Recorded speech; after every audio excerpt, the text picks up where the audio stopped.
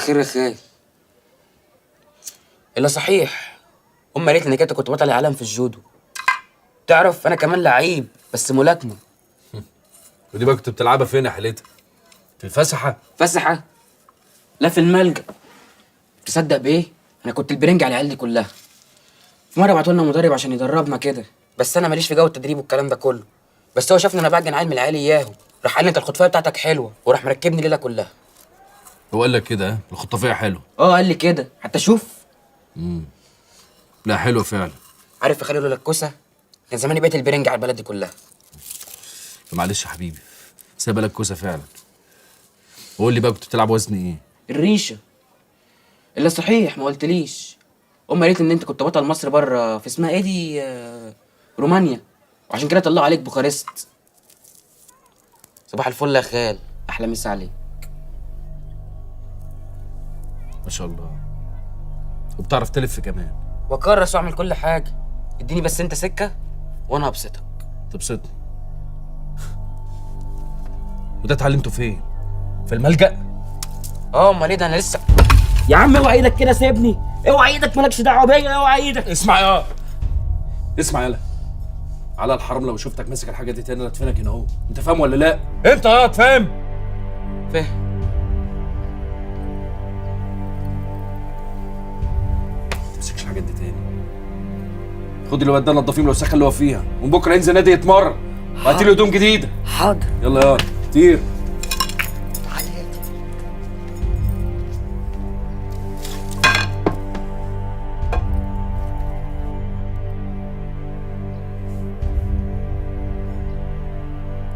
يا صلاح، انت فين يا ابني من الصبح؟ وهيجي منين الخير؟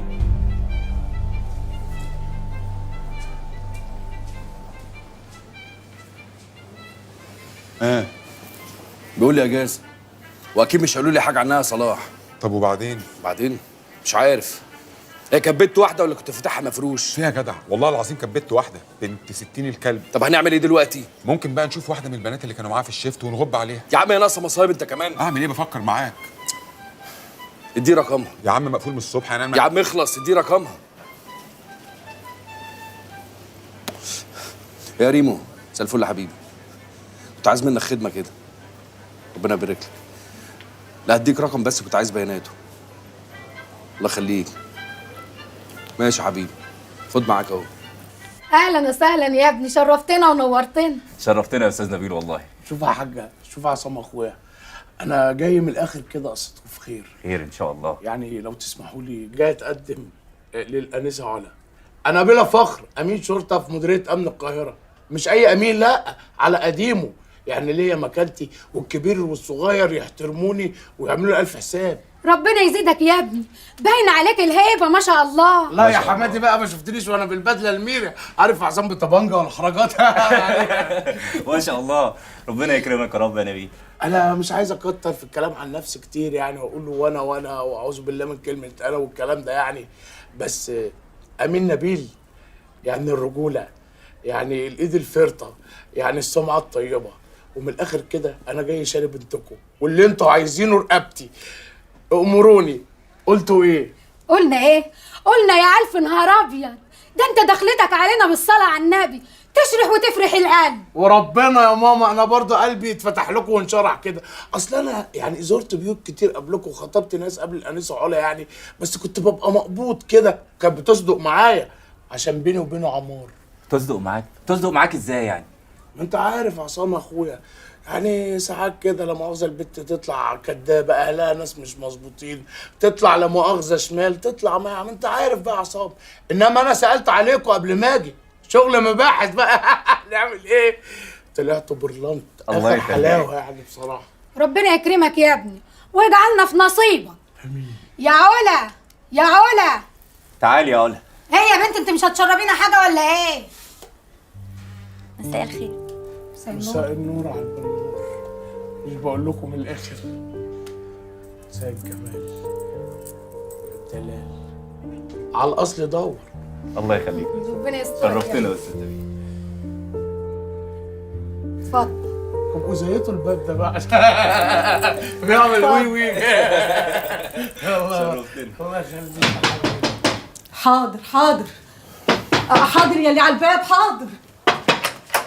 السلام عليكم. وعليكم السلام. امال عايده فين ياما؟ مش موجودة يا ابني. خير؟ ده خير، احنا معاه في الشغل، ما جاتش بقالها فتره قلنا نسال عليها. انتوا معاه في الشغل؟ عليا الحرام لو حس طلع على شغل. انتوا مين؟ وعايزين مني ايه؟ عايده فين؟ في الشغل يا ابني، وبتيجي براحتها. وقبل ما تهج من هنا ما سابتش معاكي حاجه؟ ما سابتش فلوس يعني؟ فلوس ايه؟ ده احنا حياتنا ضنك وعيشتنا ضنك. بقول لك ايه شغل الصعبانيات ده مش هاكل معايا. فين الفلوس؟ ما تنطقي.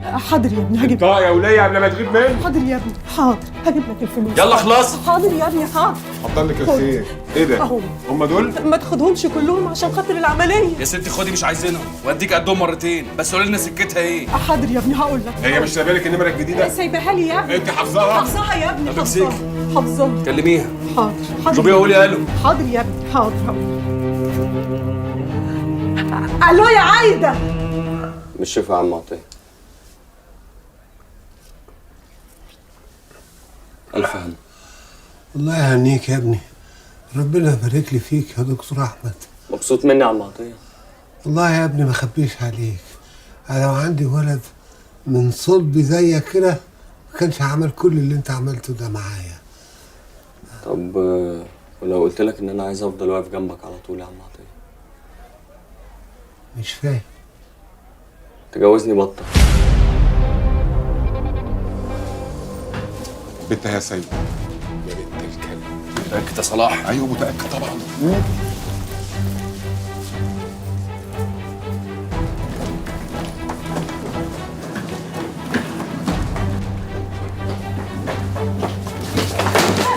ايه ده؟ في ايه؟ وايه الفلوس دي؟ مساجوا البنت دي.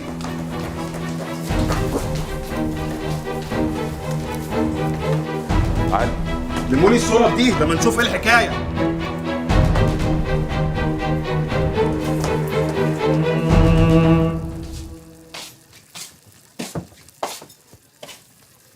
اهو ماله؟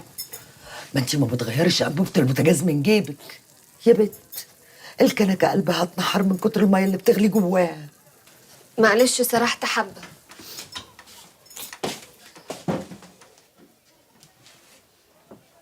وماله يا حبيبتي؟ ما احنا برضو كنا صغيرين وبنسرح. كنت يا رحاب، انا سايباكي بقالي 3 ايام كده مش راضيه اهوب ناحيتك، سايباكي تيجي ضحكي لوحدك. احكي ايه بس يا نصرة؟ وانا اخبي عنك حاجة يعني؟ بتخبي ومتغيره. ما انتيش رحاب اللي انا اعرفها من ساعه الواد صلاح والبت اختك. يا بت ده انا مربياكي وعجنه لحمك على عظمك وعارفاكي حته حته، مش هعرف فيكي ايه. انت عينك من الواد يا بت. كلام ايه ده بس يا نصرة؟ يعني انا هبص لخطيب اختي برضو؟ لسه ما بقاش خطيب اختك. الله.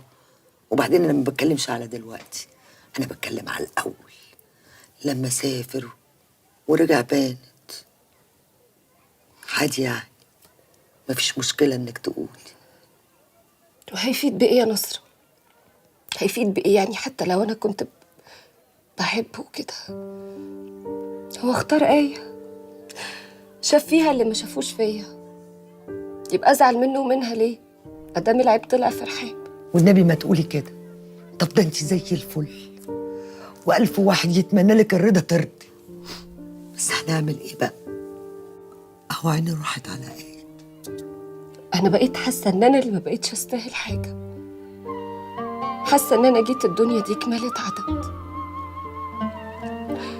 لا عاجبه زي آية، ولا ناجحه وليا مستقبل زي احمد، ولا حتى لاقيه حد يحبني ويعمل حاجه عشاني زي جوزك الله يرحمه.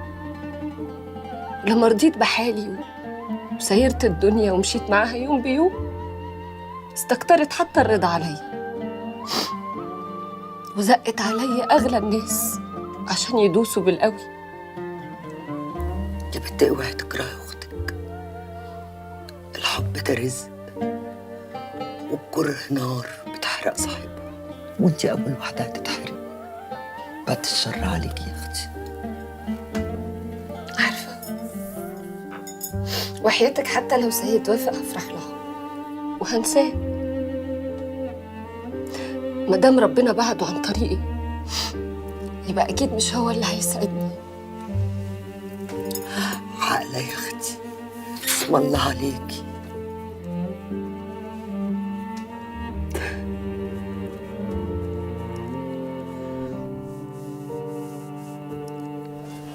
يا عم هنرجعها وحياه امي هنرجعها. امنع كلام يا صلاح. يا عم في ايه؟ غلطه وعدت، والفلوس دي هترجع حتى من بطن الحوت مش من ايد الحكومه. يا ده انت دماغك ايه جزمه؟ عمال تقول لي هرجعها رجعها يا صلاح. الله في ايه؟ ما بالراحه يا صاحبي. مفيش بالراحه.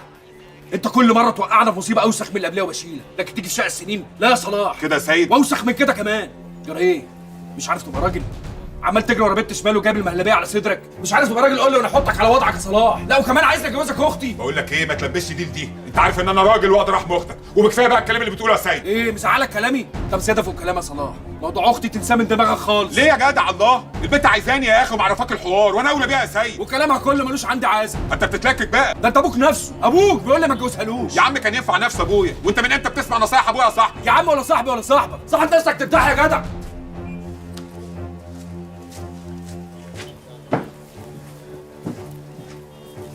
بقت كده يا سيد. يا ابو صلاح ما تروق. اوعى من على دماغي دلوقتي يا طيب. يا جدع عيب يا جدع. يا جدع سيبني دلوقتي. خد طيب. خد عايزك. يا جدع عايزك تعالى كلمتين. اقسم بالله ما مصدقه يا احمد. هو انت رحت لابويا عشان تتقدم لي وتتجوزني؟ ايوه يا بت. المشكله ان انا اتاخرت في ده كمان. لا ما تاخرتش خالص. بس في مشكله تانية يا بت. مش هعرف افتح بوخارست واخواتي البنات في الموضوع ده. يعني انت عارفه ان انا لسه في الجامعه وبدرس وكده. اخواتي البنات ما اتجوزوش. طيب مفيش مشكله، مش هنقول خلاص. ابوكي ما عندوش مشكله؟ ما تشغلش بالك بابويا، انا هقعد معاه واقنعه. ده طاير من الفرحه يا احمد، وعمال يقول بنتي هتتجوز الدكتور، بنتي هتتجوز الدكتور. طب وانتي مش متضايقه ان احنا نتجوز في السر؟ وانا من امتى ما بعملش حاجه في السر يا احمد؟ على الاقل ده السر الوحيد اللي هبقى مبسوطه بيه، انضف سر في حياتي. انا مبسوطه قوي يا بطه. هو انا كمان مبسوطه قوي. تعالى فكلي دي، فكلي بس.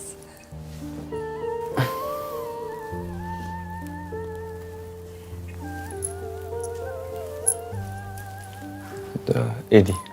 دي هديه جوازنا. هديه جوازنا؟ ايوه. ده المفروض انا اللي اجيب لك هديه وشبكه كمان. انا مش عايزه منك حاجه خالص، كفايه انت عليا. لا يا احمد ما تفكرش كده، دي سلسله امي الله يرحمها، انضف واحن ست في حياتي.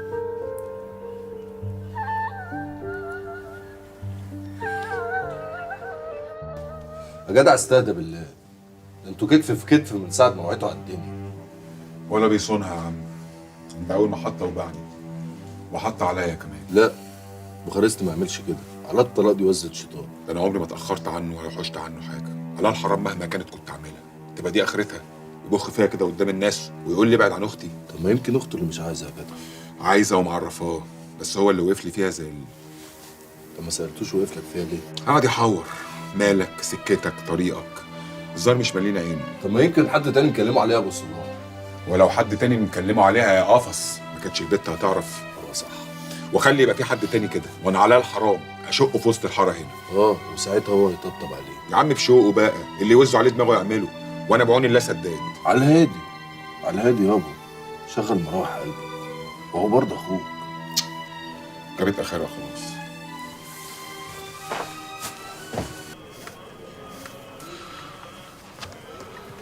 ده قول لي يا صلاح، وانت عملت اللي انت عملته ده ليه؟ عايزهم يقولوا عليا مره في الحته وانا شايف ابويا بيتضرب، مع ان انت منغص عليها حياتي وتستاهل كل اللي يجرى لك. كده تصدق وتامن بالله انت عيل زباله، وانا غلطان ان انا قعدت معاك وعبرتك.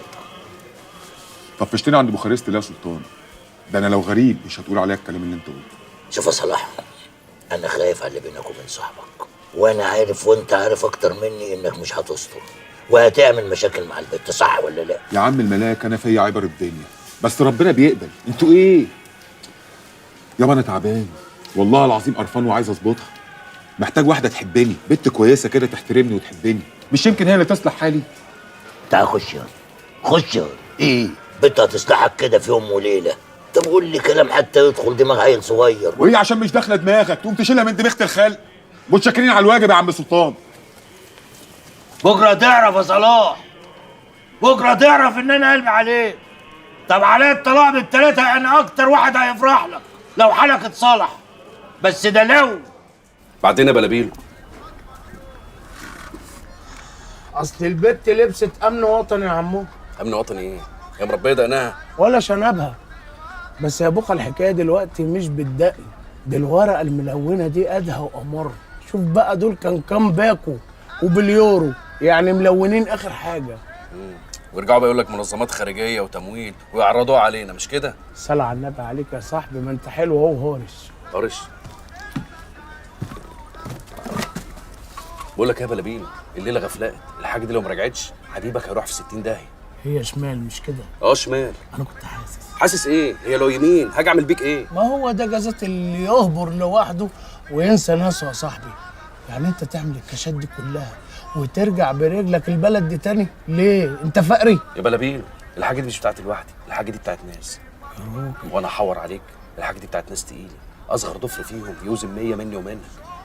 ماشي، هعديها لك يا بوخه. بص بقى، طالما دخلت حرز يبقى كده خرجت من عبء الداخليه ودخلت في عبء وزاره العدل.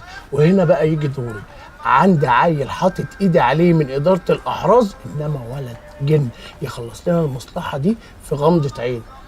بس هو مغلواني شويه. اللي هيطلبها يلاقيه بسكته عندي.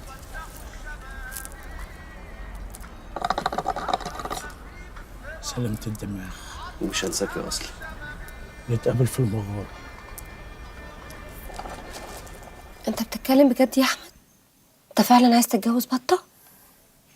انا اتكلمت مع باباها كمان؟ طب وما قلتش لبوخارست ونصرة ليه؟ ازاي ما تاخدش رايهم في حاجه زي كده؟ انا عملت حاجه غلط ولا ايه؟ وبعدين اخد رايهم في ايه يعني؟ انا اللي هتجوز. وبعدين انا عارف ان هما الاتنين ما كانوش هيوافقوا. طب ليه بس؟ واشمعنى بطه يعني؟ ده جواز يا حبيبي، مش مشوار هيخلص كده وخلاص. رحاب، انا ما جيتش اقولك الكلام ده عشان اسمع منك اللي انت بتقوليه ده. امال قلت لي ليه يا احمد؟ عشان انت الوحيده اللي انا عايزها تبقى عارفه، وانت الوحيده اللي بعرف اتكلم معاها وانا مطمن، وعايزك تبقي معايا. معاك في ايه بس؟ ما لقيتش الا بطه. بحبها يا رحاب، اعمل ايه؟ يا حبيبي انت لسه المستقبل قدامك وهتقابل بنات كتير جدا، بس بطه دي ما تناسبكش خالص. انت اللي بتقولي الكلام ده يا رحاب؟ هو صلاحتك ان يناسب اي حد اصلا؟ ورغم كده انت حبيتيه واختك التانية وافقت عليه.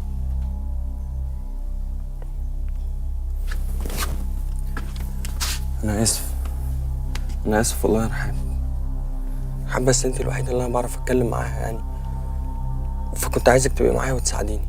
متزعلش مني يا احمد، انا مش هقدر. انت جيت لي في وقت انا مش قادره حتى اساعد نفسي. متزعلش مني، بس انا بجد مش قادره.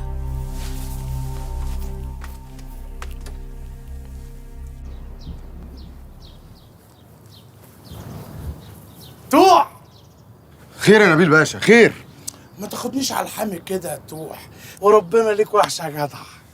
ما تشوفش وحشه يا باشا، خير. عامل يا فتحي؟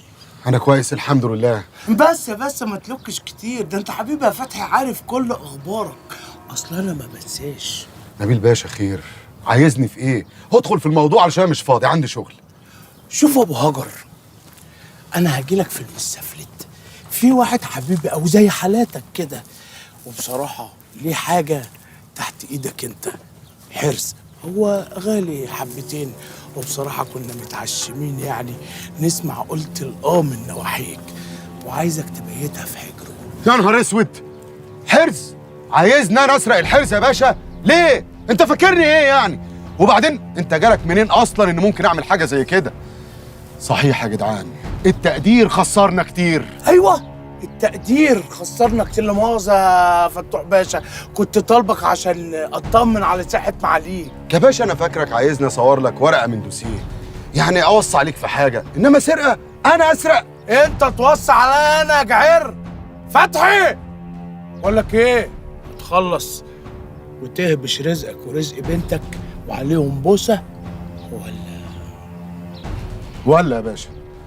لا انا مش معاكم في المصلحه دي. لا يا باشا، انت اكتر واحد عارف ان ايده نظيفه وما دخلش لقمه حرام على بنتي. لقمه حرام، حلو. احنا نسيبنا من المتسفلت ونخش في مطبات. بص يا فتحي، اصل البت بنتك كده كده هتاكل حرام لما تخش سجن ترى، لما نفحر في حاجاتك القديمه ونطلع العمله السوداء اللي انت عملتها واستغفرت ربنا وفاكر ان هو تاب عليك وانت بقيت نضيف. تحب اكمل؟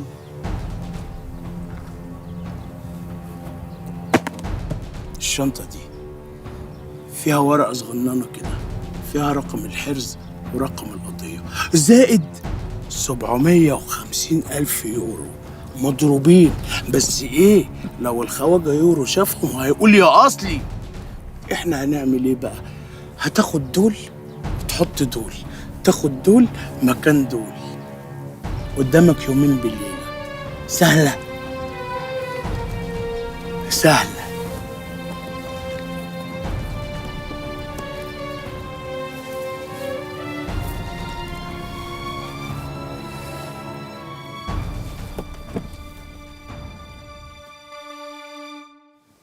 ألف مبروك. الله يبارك. ألف مبروك يا ابني. مبروك يا احمد. مبروك يا ولد. الله يبارك فيك. ألف مبروك. الله يبارك مبروك يا حاج.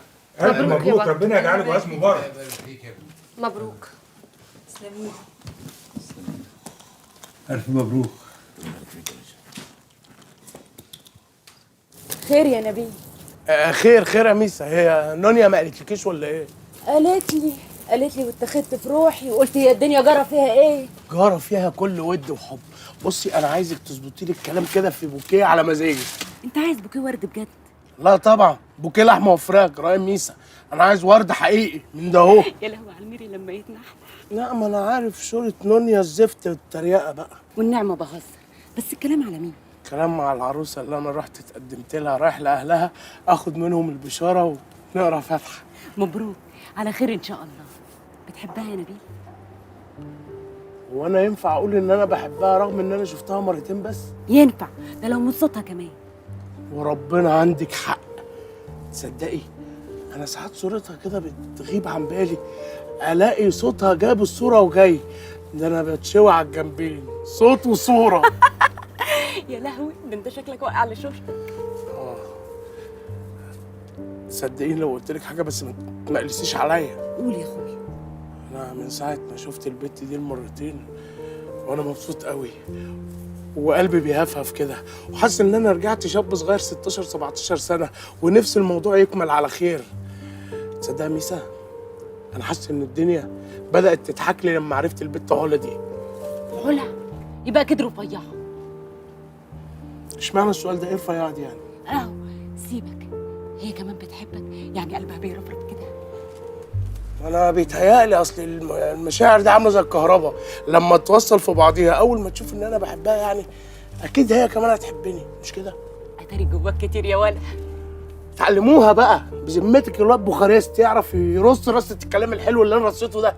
بوخارست؟ وانت تيجي ايه جنب بوخارست وكلام؟ يا لهوي ده الحب كله. خد ده مني ليك. شاكرين قوي. حد دول ولا يلا بس يا ولا هات يا ولا. ماشي يلا سلام عليكم. مصيبه. ماشي.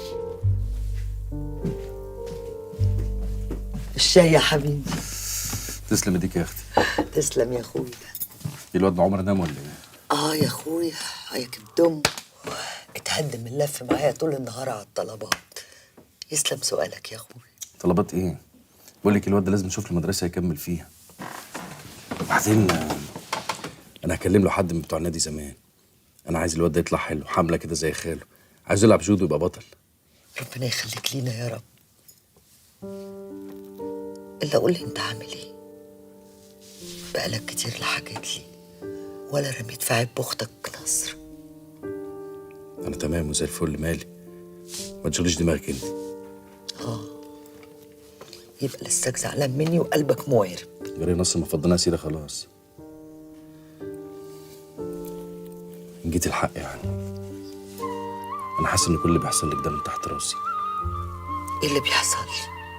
ما انا قدامك اهو زي الفل واحسك مالي عليا الدنيا وابني في حضن لا ومثبت ابن الجزم. شوف يا نصر، انا عمري في حياتي ما ندمت ولا رجعت لنفسي في حاجه عملتها قبل كده حتى لو كانت غلط. بس في موضوعك انت وعبد الحليم ورحمه امي وامك انا ما كنت عايز اذيكي. بالعكس انا كنت عايز اخليكي تروحي لحد يستاهلك ويقدرك. اللي يستاهلك هو اللي قلبك معاه. وانا ما كنتش حاسبها كده يا نصر. اللي شفناه مع ابوكي خلاني احلف 100 يمين ان انا ما اديكيش لحد غير يخاف عليكي ويصونك ويخلي باله منك.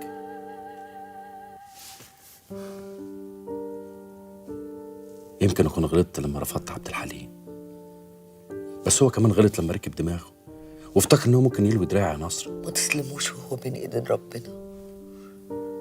جوازتي منه كنت انا السبب فيها، ما تزعلش مني يا اخويا. انا كنت صغيره وملهوفه وحاسه ان الدنيا هتخلص كده بين يوم وليله، وهو الراجل اللي تمنيته. ما كنتش هقدر ازعلك، قلت اتجوز كده، وهو يا قلبي كان مستكبرها. طب والله العظيم ما كان راضي.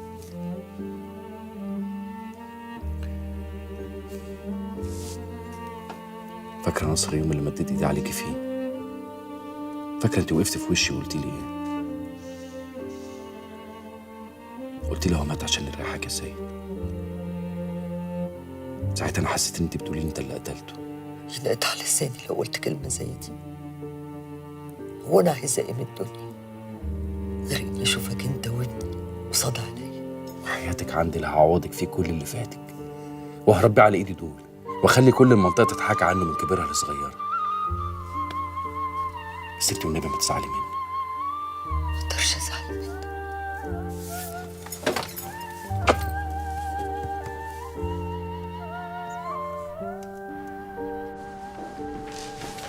يا شحتة يا بلبل، هو ما قالكش الاستدعاء المفاجئ ده ليه؟ ده من فوق، الظابط نفسه ما يعرفش. من فوق؟ من فوق من ايه؟ من عند ربنا. يا نهار ازرق، لا يكون من عند المأمور. خلي ده جنبك. ماشي ماشي يا بلبل. تمام سعادتك يا باشا. كنت نايم ولا ايه؟ بقالي ساعة بعت لك. ده يا باشا كلهم ربع 5 دقايق بس يا باشا. اصلي كنت بتمم على المخبرين مأمورياتهم، ماشيين بتوجيهات سعادتك يا باشا عشان الامن يستتب. مستتب. ويا ترى بقى النهارده رميت كام بقى من ورا المستتب؟ مش فاهم كلام سعادتك يا باشا. قصدك لمينا كام مسجل خطر؟ انت تستهبل يالا. انت بقى مين؟ انت مقضيها اليومين دول يعني مرتبات من السواقين والمحلات اللي في دايرتك. انت مش عارف بتقدم كام بلاغ ضدك؟ يا باشا ده انا حضرتك انت موقوف عن العمل وتحول التحقيق. سلم طبنجتك الميري دي، تدي ده ماتش تمام. بكره 9 صباحا في المديريه. بره.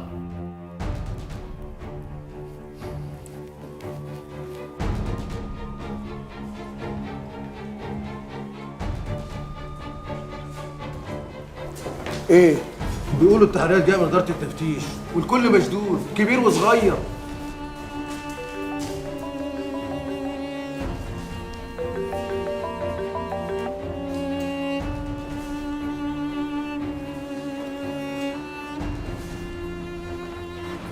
الو. عصام. لا انا جاي اهو. لا جاي مسافة السكة. اهدى بس واشتري مني قبل ما تدور زعبيبك عليا. واذا كان كلامك ماسخ وملوش طعم اشتري ليه بقى؟ ما وش دماغي يا اخويا، هو انا بكلمك في حتتين صيغه ولا يومين في العجمي؟ ده انا بكلمك في مصلحتك. اوه وش يا سلوى؟ ها يا معلم انا تربيه ايدك واعرف اراك قبل ما تتكلم. بصراحه القول بقى انا حاسه انك مآمن للواد اللي اسمه بوخارست ده بزياده، وسلمت له في البدري قوي قبل حتى ما يبين كرامه. وده يا معلم مش لو كنت ربيت ايدي بحق ما كنتيش استجريتي ورميتيها في وشي كده. قصدك اني خرفت وسلمت دقني العيل واكل بعلي حلاوه؟ يا اخويا ده انا يحش لساني قبل حتى ما انطقها. طب ورحمه الغاليين انا خايفه عليه. من بوخارست ده ابن صاحبي وحبيبي، واد مجدع ما يغدرش باللي منه. انا راميه على جوز البهايم اللي انت ركبته على قفاهم، ويوم والتاني والنار تنحر فيهم، وبدل ما يبقوا في ظهرك يبقوا قدامك. وانت يا هبله فاهمه يعني ان حكايه زي دي تايهه عن بالي. الواد سيد ده اتحدف من بطن امه معلم، مش هيطيق يقعد تحت جناحي كتير، كلها يومين وهيفك، يفتح ليله باسمه وحسابه. ولما هي الحكايه كده فاتح له صدرك ليه؟ لما هو هياخد من خيرك ويصب في عيب وفرضان. تمامها مش كده، انا اللي هاخد من خيره. الواد ده هيبقى دراعي في الحتت اللي ايديا مش طايلاها. هخليه يحط على العيال الواغش اللي فيها ويروقهم، وفي الاخر اسمه برضه واحد من رجالتي.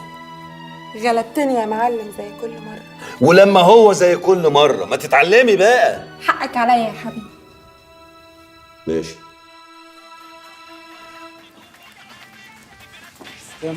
استنى فين يا مالك؟ مالك يا مالك؟ بس ما تتلمطش. اسمع كلام بس. عايزين ايه مني يا انت؟ مش عايزين ايه؟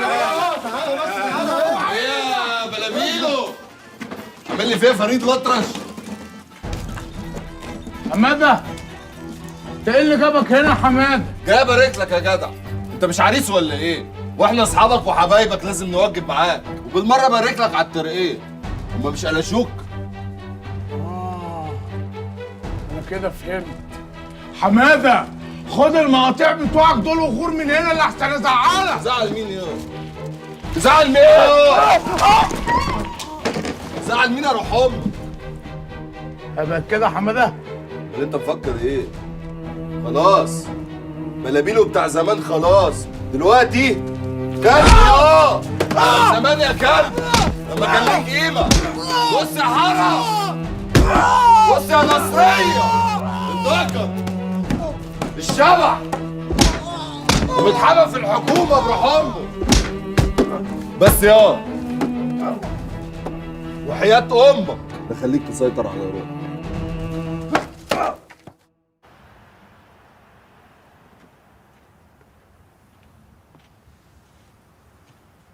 يا تيح، ايه الكلام؟ حصل؟ ما حصلش. ما حصلش؟ يعني ما حصلش؟ يابا انت فاكرها مكتبة خردوات؟ ده مشوار قلق، ولو اتهرشت هتسلم وقتي.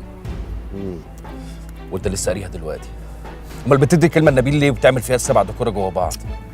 ده لما كان نبيل باشا، انما دلوقتي خلاص اتوقف عن العمل بسلامته. شويه مشاكل كده مش عايز اشغلك بيها. ايده بقى اللي كان مريحها على رقبتي طالت الارض. مالكوش حاجه عندي. ملناش حاجه عندك. مالكوش حاجه عندي. طب اسمع يا هاد، من النهارده انت تحل نبيل من دماغك. انت كده بتقع مع سيد بوخارست، واللي يقع مع بوخارست مالوش قوم غير في قبره وهو بيتحاسب. لا يا شيخ. اسمع يالا، الحاجه ترجع، والا ورحمه امك في تربتها صاحيه بقى ولا ميته لا هتزعل عليك. صحيح التقدير خسرنا كتير. شوف يا جدع انت، انا لو عايز ابلغ عنك كنت بلغت عنك من زمان، والدليل عندي. بس انا مش وسخ زي نبيل. انا هنسالك اللي انت عملته ده مش مهم، وهنساك خالص. ابعد عن سكتي احسن لك. اوعى. ماشي، بس ما تبقاش تزعل بقى يا حيلتي.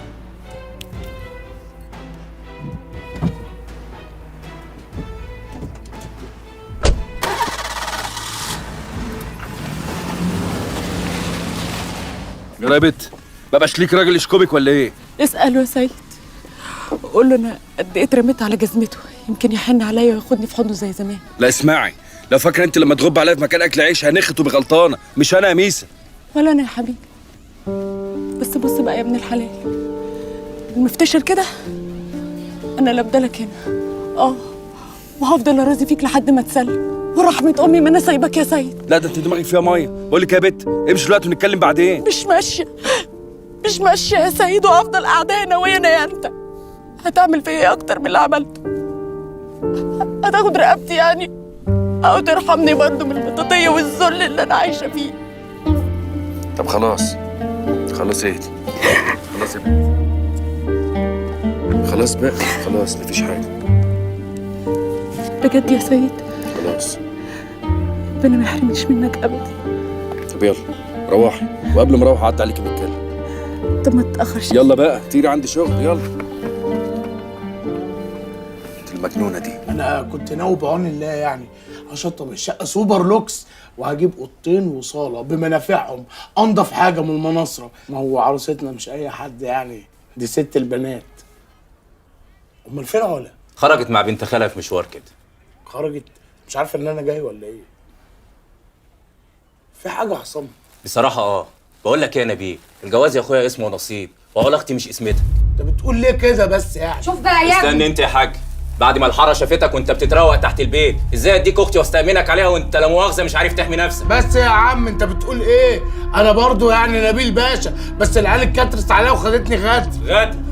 معلش، وبقى اعمل حسابك المره الجايه، انا كنت مجهز لك حاجتك وكنت ناوي اجيبها لك لغايه عندك، بس ما عرفتلكش مطرح بعد ما استغنوا عليك في خدمتك.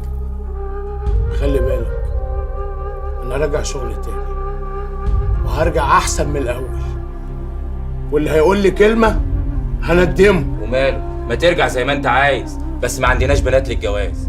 شرفتنا يا عم نبيل، وان شاء الله ربنا يكرمك باللي احسن مننا. خد واجبك كده. انت تنفذ اللي انا بقولك عليه من غير رغي كتير. لا، ده ما يستاهلش، ولا تروح له بنفسك. انت بس تبعت له المحامي يفكروا بالشرط الجزائي. وحش على نفسك يا بيبي، بالراحة على أعصابك.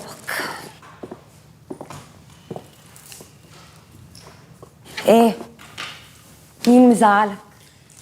موجة، انا مش فاضي. وأنا عايزة أقعد أتكلم معاك زي أي اتنين. ممكن؟ اديكي قلتيها، اي اتنين يعني مربوطين ببعض، مش كل واحد عايش في العالم بتاعه مش حاسس بالتاني خالص.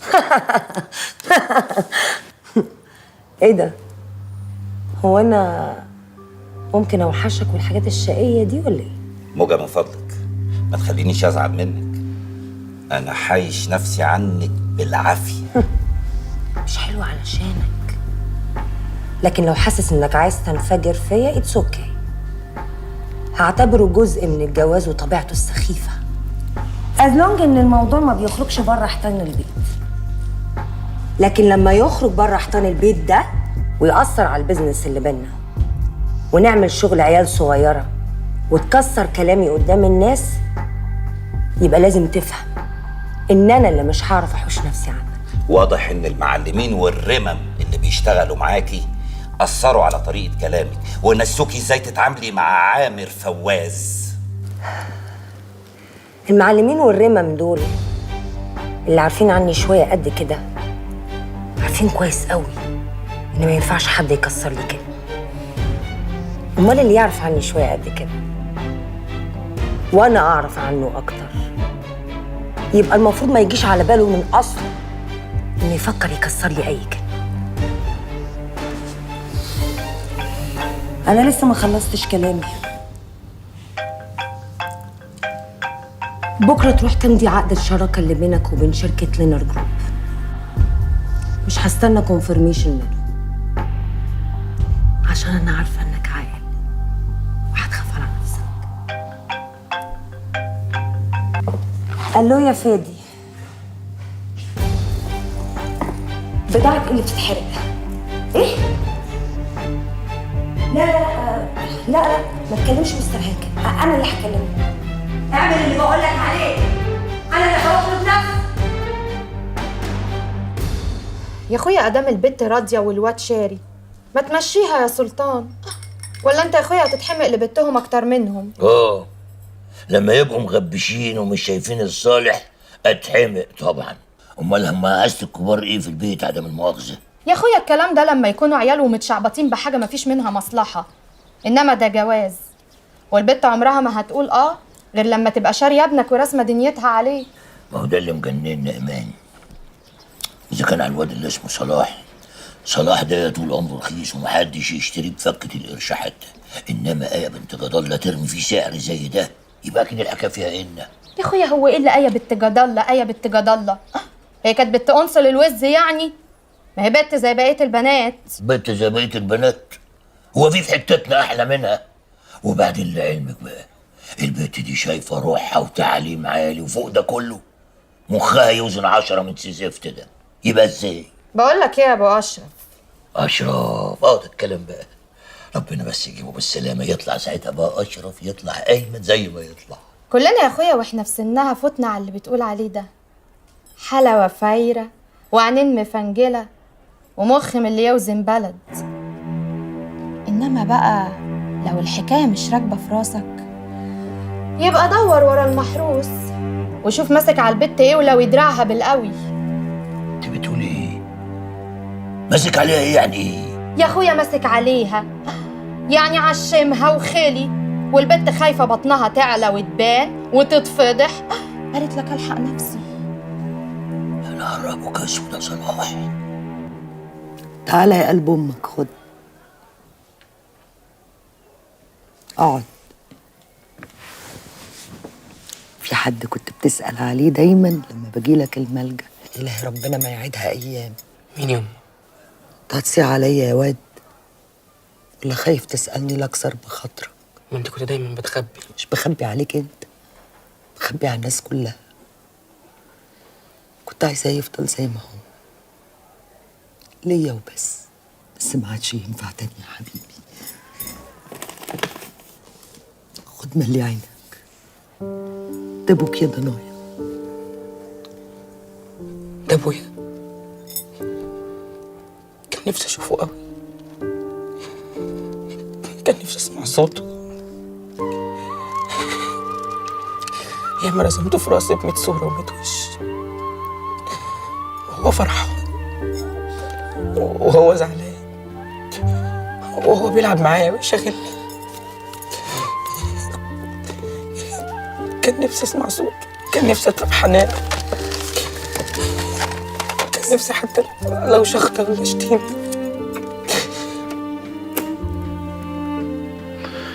حلمت حلم قلت احكيهولك قبل ما يطير من راسي، بس وحياة ابوك تخاف تتريق عليا انه بادي احسن انا مش قدك. حلمت بيكي وانت بتولدي، جبتي واد وانا اول واحد استلقفته في الدنيا، اتدنت في ودنه وصوابعه اتشعلقت بصوابعي.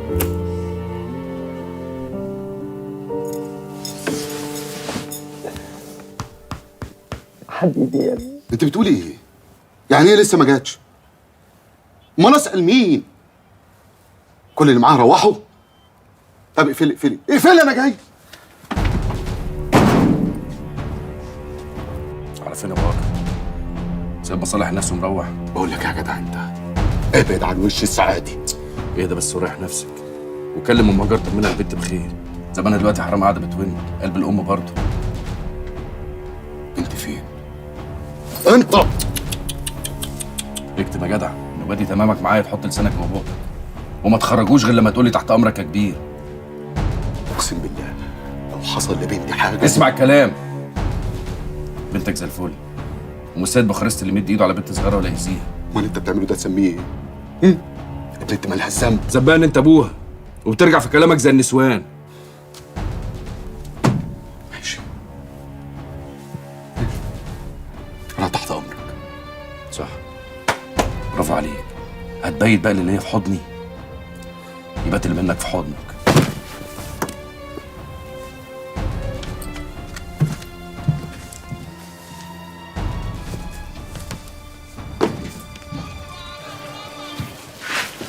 صباح الفل يا ست البنات. صلاح خير. وهيجي منين الخير وهم واقفين لي في الحاجه اللي نفسي فيها؟ وانا مالي ومال الكلام ده؟ مالك ايه؟ هي مش ليلتي وليلتك. لا يا حبيبي، ليلتك انت لوحدك. قبل ما تيجي تتكلم معايا روح لاهلي وخلاص معايا. وعهد الله عملت كده، لفيت عليهم نفر نفر. ده انت اخواتك الاتنين جم حاولوا يمنعوني وعملت معاهم البدع، بس شايفينك عاليه عليا. طب ما طبعا لازم يشوفوني عالية عليك، ولا انت شايف غير كده؟ قطع لساني اللي يقول غير كده. يا بنت ده انت احلى حاجه فيك ان انت عاليه عليا.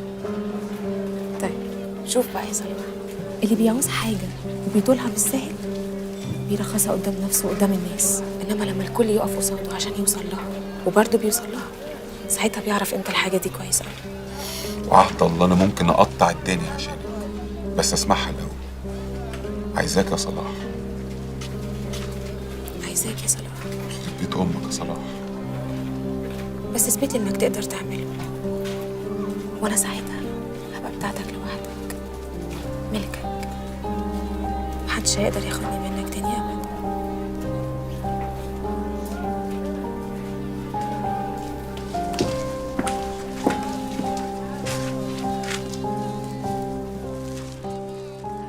ها وبعدين عملت ايه؟ وهعمل ايه؟ اصلك ما تعرفيش ميس لميا دي قد كده. يا خرابي. وبعدين انا ما باخدش معاها مجموعه، ولولا الهديه كانت استقصدتني. إلهي يقطع عيد الأم وسنينه اللي يخلي النسوان تتحكم في العيال بالشكل ده. وجبتي الفلوس منين؟ خدت من بابا 10 جنيه ونزلت جبت لها طقم كوبايات من عند مصحح. إلهي يا رب يتشتش عليها واحد واحد قبل ما تطفح في حاجة البعيدة. إيه ده؟ انت وقفتي أكل ليه؟ مش احنا قلنا نخلص طبقنا كله عشان يدعي لنا؟ الحمد لله. ممكن بقى تديني اكلم ماما عشان ما تزعليش؟ وهي في ايه ولا في ايه بس يا هاجر يا حبيبتي؟ مش انا قلت لك انها قالت لي ما كلمهاش لا هي ولا بابا لغايه ما يخلصوا العزا اللي هم فيه. وبعدين في ايه يا هاجر؟ وانت زهقتي من ابلايونيا ولا ايه؟ لا والله، ده انا نفسي افضل قاعده معاكي على طول. عارفه يا هاجر، طول عمري كان نفسي يبقى عندي بنت زيك كده، اربيها في حضني وتكبر قدام عيني لغايه ما تبقى في حلاوتك وشطارتك دي. بس ما حصلش نصيب. حكم محدش بياخد كل حاجه. الشغل خدني سنه ورا سنه. افتكرت اني حابه ارتست مشهوره، ناس تشاور عليا وتبقى عايزه تتصور معايا. نمت وصحيت لقيت نفسي لوحدي، لا طولت الناس ولا طولت ضنايا.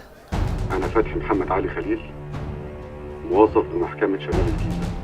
قمت بنفسي بتبديل الحرز رقم 1 على 522 من القضية 1490 لعام 2015 أمن وطني مستأنف شمال وفحواء 750,000 يورو نقدا.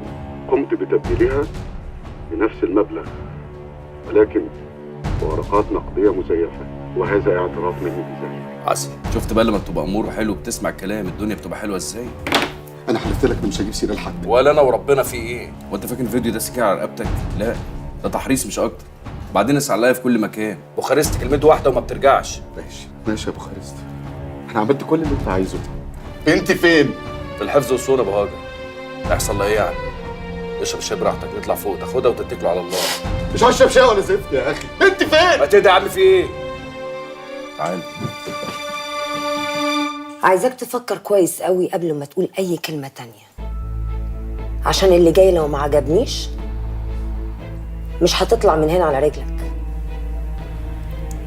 وانا لو مش عارف الكلمتين دول يستاهلوا شرف مقابلة سعادتك ما كنتش استجريت وعملت كده. مش انت اللي هتقول قيمة كلامك، مش انت خالص.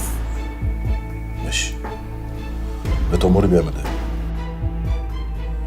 طبعا انت جاي وفاكر ان انا هفرح بالكلمتين اللي بتقولهم وافرح بولائك ليا واكافئك، احطك مكان معلمك، مش كده؟ غلطان.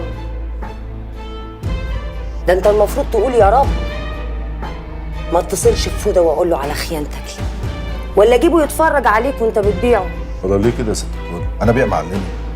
معلم فوده ده ابويا، ده انا رايح مكتفي من الخير. امال انت عايز ايه؟ والله انا ما قلتش ان معلم فوده له يد في حرق البضاعه، بس لا مؤاخذه يعني هو له يد على اللي حرقها.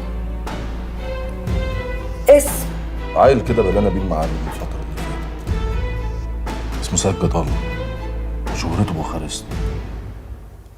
سيد بوخارست.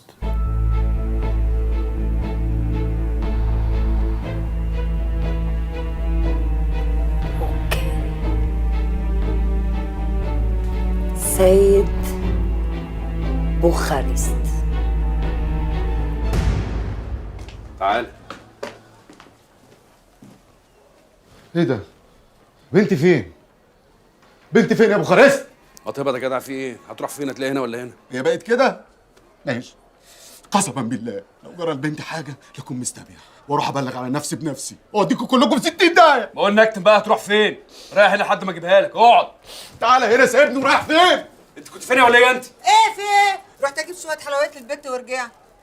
امال ايه؟ هو انا مش منبه عليك مليون مره؟ عينك ما تغيبش على البنت ثانيه. الله، ما هو ده اللي حصل. انا يا دوبك نزلت دقيقتين وسبتها مع الواد ده. واد مين؟ ما تطلعي واد مين؟ خلاص خلاص صدعتينا. يا بت بس، يا بت بس. الو يا سيد، بقول لك ايه، يلا ستاند باي. جاهزه يا استاذه ايه؟ 3 2 1 هوا. صباح الخير.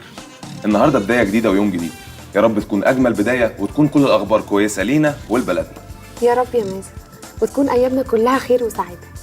احنا النهارده معاكم لاول مره في برنامج جديد شبابك يا مصر. عندنا فقرات كتير واخبار حصريه وشكل جديد هنقدمه وهنتفاعل مع بعض. ستوب.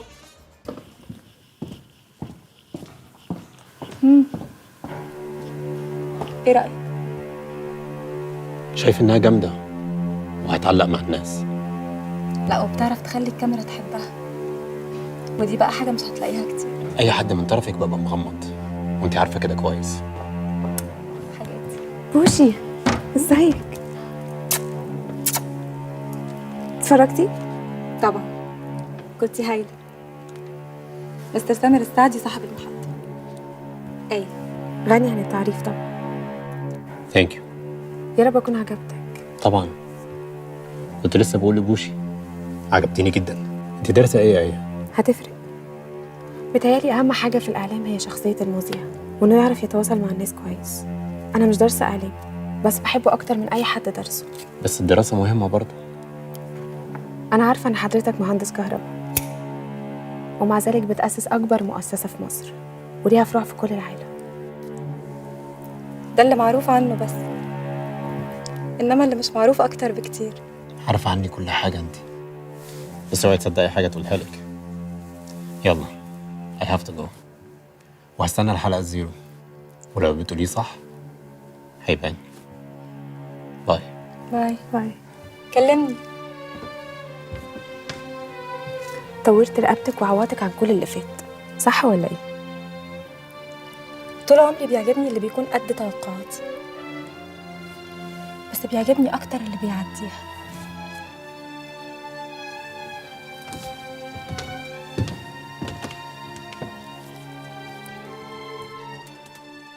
الحمد لله على السلامه يا معلم سيد. البت فين يا صلاح؟ بنت ايه؟ بقول لك ايه، دي مش اصول شمال، الاول تسال البت دي قصادها ايه. اسمع يا واد، شغل الجنان ده ما يصيرش معايا.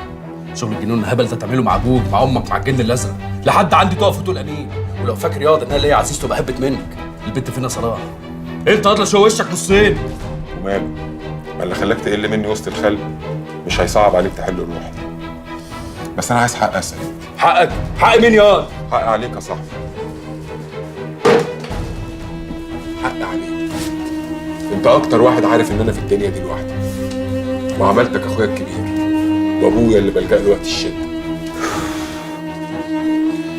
كنت مستعد اديك بروحي في اي وقت وانت عارف، وجه اليوم اللي الدنيا كلها قبلتني فيه. اختك رضيت بيا، ابويا ميل عليا وتمنى لي الخير، تقوم تيجي انت دونا عن الخلق دي كلها وتدوس عليا بجزمتك وتستخسر فيا اكتر حاجه تمنيتها. ليه يا سيد؟ خلاص يا صلاح. لا مش خلاص. خلاص يا صلاح. لا مش خلاص يا سيد.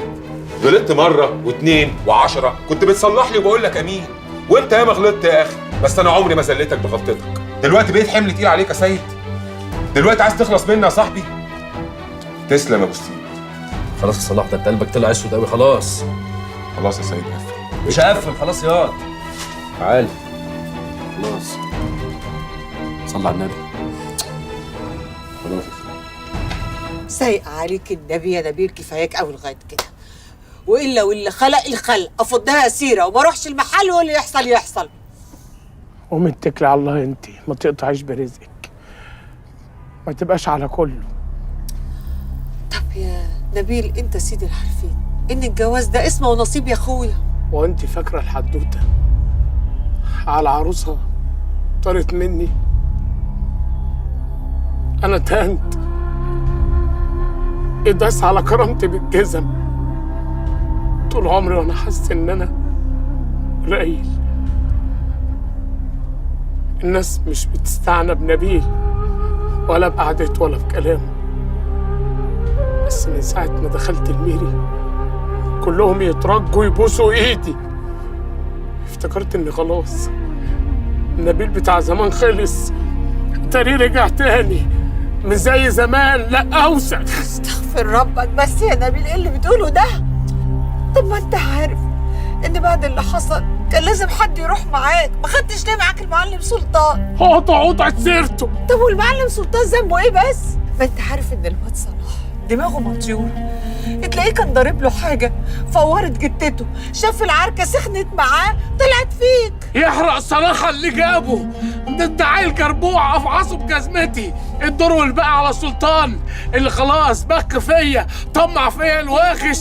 خلاص نبيل بقى خشه، اللي يسوى اللي ما يسواش يدعك فيه وسخته. لا انت مالكش حق بقى يا نبيل، انت عارف ان المعلم سلطان طول عمره متلفع بالحق، واذا كان بيبخ عشان الاصول. قناة ايه؟ انت بترجعني للحكايه دي تاني ليه؟ اياك تجيب السيره دي تاني، احسن عليا الحرام اجيبهولك هنا متربط ويبقى ذنبه في رقبتك. انا جيت لك اهو لغايه عندك يا بلبل، جيت لك من غير رابطه الغباوه اللي بتتكلم عنها، جيت لك برابطه العيش والملح اللي بيننا. خطوة عزيزة يا معلم سلطان، خطوة عزيزة. أنا هسيبكوا دلوقتي عشان أنا ورايا شغل، وبيتك ومطرحك يا أخويا. إيه يا نبيل؟ لم نفسك بقى، الراجل عز مقامه وجالك، لم نفسك. عن إذنكم. اتفضلي يا يونيا.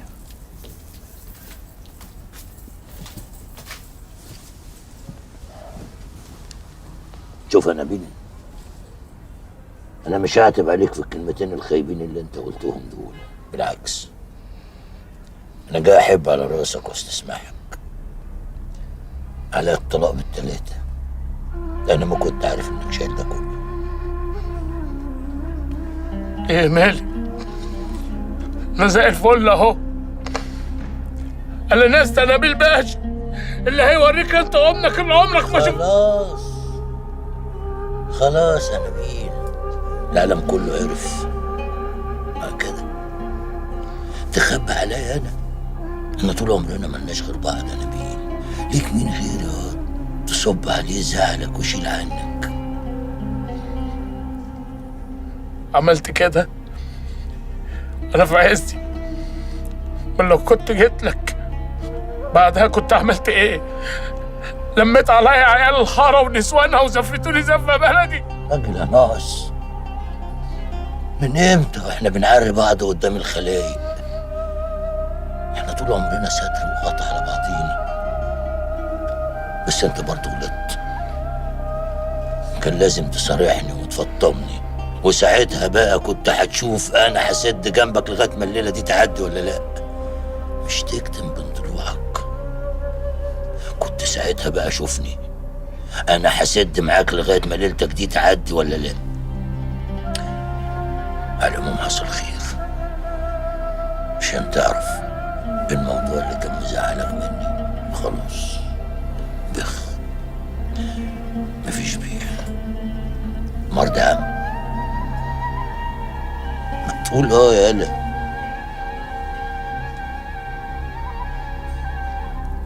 انا اتكسرت يا سلطان،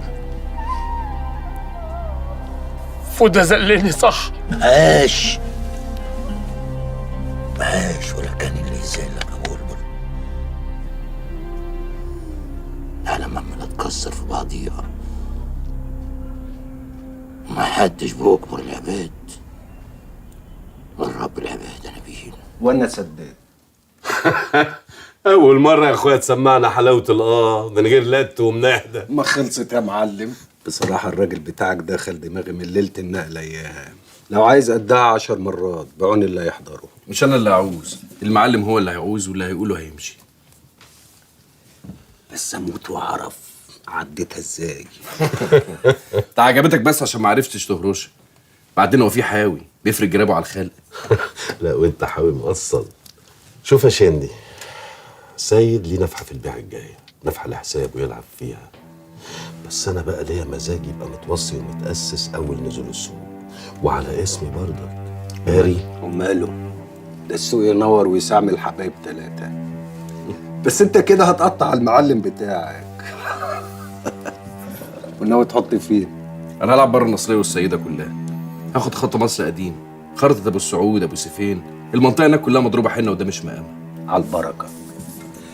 بس خدها مني نصيحه، انك تعرف تعدي ببضاعه حاجه، وانك تكبر في السوق حاجه تانية. وضل فضة ما يتخرجش منه لانه ما يتعوضش، ده مدرسه. لا ما تقلقش، وانا مش عايز اخرج من المدرسه. اسمع يا شندي، الجدع فلوسه حاضر الكاش. ظبط انت امورك وشاور على الميعاد، وربنا يبارك للكل. ربنا يجعلها فتحة خير عليك. ادوني يومين اسنجفها وارد عليك. ماشي. برضه يا سعيد، اللي يرضى بحاجه في البدري تبرد قبل الاوان. ابن ابوك صحيح. ايه عم سلطان، ازيك؟ الحمد لله يا بنتي. انا الصراحه كده كنت عايز كلمتين. تحت امرك. ولا قولي دلوقتي. احنا هنخش في الموضوع على طول. صلاح، انت صحيح عايزاه؟ ايوه عايزاه وموافقه بيه كمان. ليه؟ بحبه، وهو ده الراجل اللي انا طول عمري بتمناه. عليا انا الكلام ده يا بنتي؟ صريح العباره كده والمختصر المفيد. انا الكلام ده ما يخش ذمتي بنكله. هو مش معقول برضه بنت حلوه زي حلوه ايه؟ احلى بنت فيك يا مصريه. ده الواد لما شافك ما عرفش يحط النار على الحجر. وبسم الله ما شاء الله، تعليم عالي والمستقبل قدامك بالطول والعرض. ايه اللي يخليكي ترضي بواد زي صلاح؟ ده اقل منك في الكسم والرسم، ما يرضوش بيه. اهو نصيب بقى يا عم سلطان. وبعدين صلاح ما يتعيبش برضه. انا ابوه بقى واكتر واحد عارفه، وبقول لك صلاح يتعين. ده واد خربان ومالوش حيطه يتركن عليها. محدش عارف له كده يا بنتي. وانت بسم الله ما شاء الله سكتك سالكه والف مين يتمنوكي. الله، ايه بس اللي يخليكي تربطي حياتك بواد صايع مصدي زي صلاح؟ ده نصيب بقى. وبعدين انا مش فارق معايا اصلا طالما انا مع صلاح. طيب اقول لك ايه، كلام بيني وبينك كده، الواد ده ماسك عليك حاجه بيزرك بيها. قولي لي، انا ابوه ممكن اقطع لك رقبته. حاجة ايه دي اللي زلمني بيها؟ وانت فاكرني منهم ولا ايه؟ انا بنت المعلم جد الله، وما يصحش الكلام اللي انت بتقوله ده يا معلم. لا اله الا الله. طب قولي لي يا بنتي ايه اللي صح؟ انا برضه عدم المؤاخذه في مقام ابوكي واخاف على مصلحتك. ما انا قلت لك ما تخافش من حاجه، ده جواز. وبعدين انا وصلاح هنبقى متفاهمين على الاخر. ما تشغلش بالك انت وقول مبروك. ماشي. هقول لك ايه يا بنتي؟ مبروك. على اذنك يا عم سلطان. اتفضلي. انت نازل يا اخويا؟ اه حوبه، بس لو عايزه حاجه تولع كل حاجه قولي. يا سلام على لسانك اللي بينقط سكر ده. انا عرفت ميسا بتحبك ليه طبعا. وحياتك ما بتسمع ربعهم، دي ما تجيش غير بالدبشه بنت السر. على قلبها زي العسل، ما دام انتوا الاتنين بتحبوا بعض وهي عايزاك. يا سلام، وانت جايه بقى تفرح فتحتنا ولا ايه؟ قولي عايزه ايه؟ عينيا. شوف يا بوخارست، انا عارفه انك مش موافق على جوازة صلاح من ايه. اسمعني عشان خاطري، اسمعني لو ليا خاطر عندك بس. انا عارفه كويس قوي انك شايف انها ما تناسبوش ولا هو كمان يناسبها. بس مين عارف، يمكن ربنا يوفق الطباع على بعضها زي ما وفق القلوب. وبعدين هي اسمها اسمها ليه؟ عشان بتيجي كده. شوفي يا حوبه، انا مش غاوي اخرب علاقتك ولا اقف قدام فرحه صلاح، بس الاسم اللي ما بتعدلش بين اتنين بتاخد واحد منهم وتطب على الارض. وصلاح بقى عنده انه يعادي ابوه ولا يساوي بالارض. ساعتها بقى مين اللي هيضيع في الليله؟ جربت؟ مش خايف علاقتك ولا ايه؟ مفيش نصيب بيمشي بالورقه والقلم يا سيد. اللي علينا اننا نرضى بيه وخلاص ونسيب الباقي على ربنا. وبعدين مين عارف، ياما جوازات في اولها بتبان انها بايظه وبتتم على خير. وبعدين يعني صلاح مش وحش ولا حاجه يعني. ده راجل وجدع وفي ظهرك واكيد هيراعيها. حتى انت يا رحاب، جرالكوا يا بنات جد الله، الواد ده عامل لكم عمل ولا ايه؟ مش هو اللي عامل يا سيد، ده النصيب.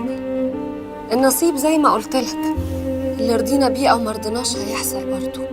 يبقى نوفر على نفسنا القلق ونشوف هترسى على ايه. مش يمكن خير؟ يمكن ماشي، يا ريتني كنت نزلت على طول.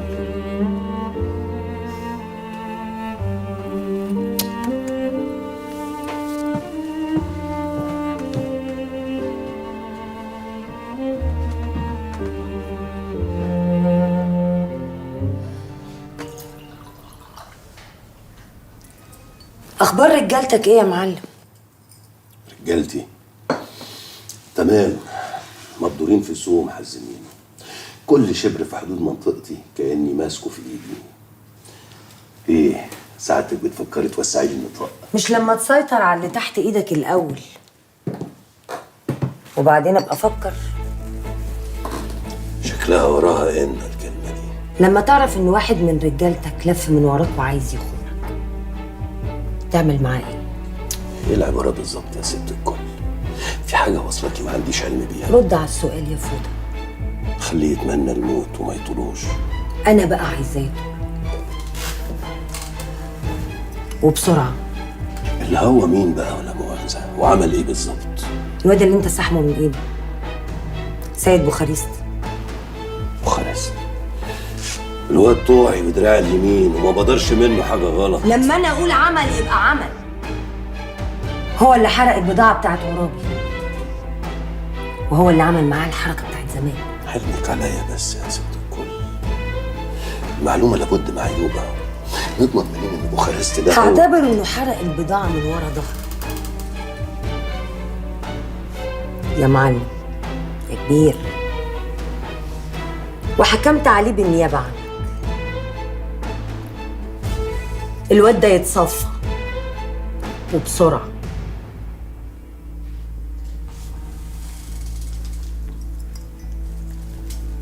تشيرز. تشيرز.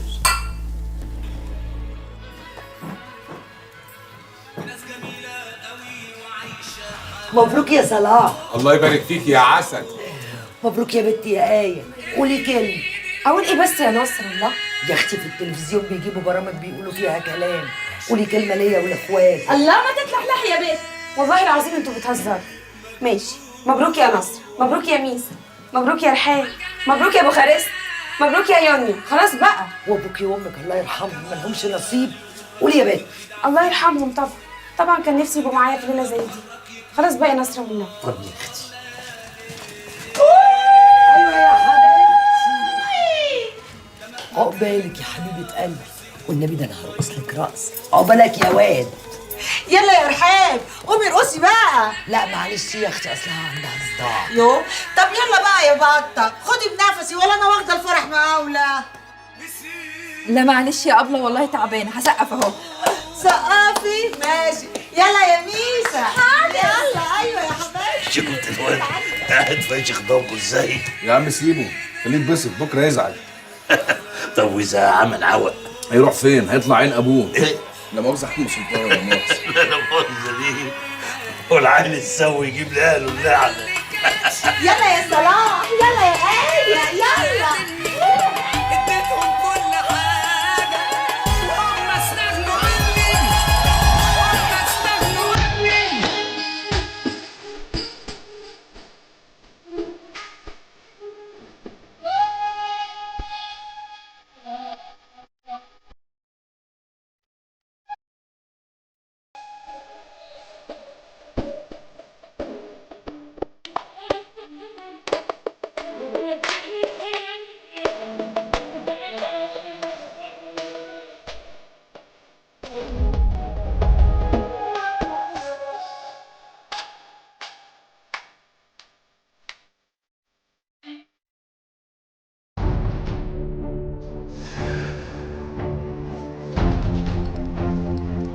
وبعدين يا معلم فوده ملهاش تفسير تاني يا سيد. فكك بقى من ليله شندي دي ملهاش عوزه. يعني ايه مالهاش عازه؟ رجعني في كلامه. تذبحه. انا ليلتي معاه زي ما هي. انت بقيت براها. يبقى انت بقى لا مؤاخذه اللي جبته ورا. هيزعلني منه اهو. ما الليله مش ليلتك يا معلم، مش مقامك يعني. يا سيد اهبط. الليله من عندك انت، ما بقاش ينفع تركب على شغل اليومين دول. ليه؟ عويل؟ مهما الشايب وصل لها ان انت اللي ورا حريه عرابي وطالبه رقبتك. وانت قلت لها ايه؟ انا اللي قلته كتير بس هي دماغها ناشفه. انت اصلك يا سيد ما تعرفش رجل الشاي. كلمتها سيف على رقبه الكل. لا مؤاخذه كلام النسوان سيف على اللي ما بيعرفش مش عليا. يا معلم فوده الليله كانت ليلتك انت وحريق عرابي كان باسمك، يعني حمايتي واجب عليك، لكن تكشف ظهري وتسلمني لا. بعدين اللي بيسلم حد في الشغلانه دي معروف بيحصل له ايه. اربط عندك يا سيد وبلاش تشوفيه دماغ ابوك دي. انا لو عايز اسلمك يا سيد ما كنتش جبتك لغايه هنا وفطمتك على اللي فيها. كانت ديتك رصاصه بقرش وخلصنا. يا سيد يا سيد انا عايز احميك، اسمع كلامي وكن اليومين دول. انا همط الحكايه معاها لغايه ما تهدى وترمي توبتك وساعتها يبقى بينا كلام. يعني انت دورت الحكايه في دماغك وظبطتها. ماشي. طب اسمع بقى مني الكلمتين دول، لا موجه ولا اللي منها يعرف يعمل معايا حاجه. يا سيد اسمع، السيد بوخارست اللي يجري اتدرى من كلمه مره، واللي عايز يعمل معايا لقطه يستعمل بقيه الفيلم. يا ابني افهم. فات الكلام.